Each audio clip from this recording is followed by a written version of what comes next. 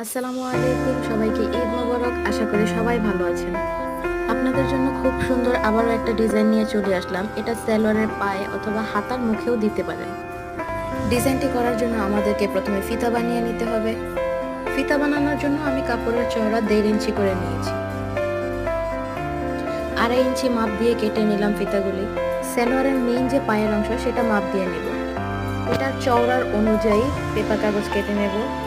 Paper কাগজের চওড়া নেব 2.5 ইঞ্চি আর লম্বা নেব সালোয়ারের পায়ের মুখের মাপ দিয়ে। একে একে আমার কাটা ফিতাগুলো খুব সুন্দর করে পেপার কাগজের উপরে বসিয়ে নেব। আমার ভিডিওগুলি যদি আপনাদের ভালো লেগে থাকে তাহলে লাইক, কমেন্ট এবং শেয়ার করে দেবেন এবং কে কোথা থেকে দেখছেন তা বলে যাবেন।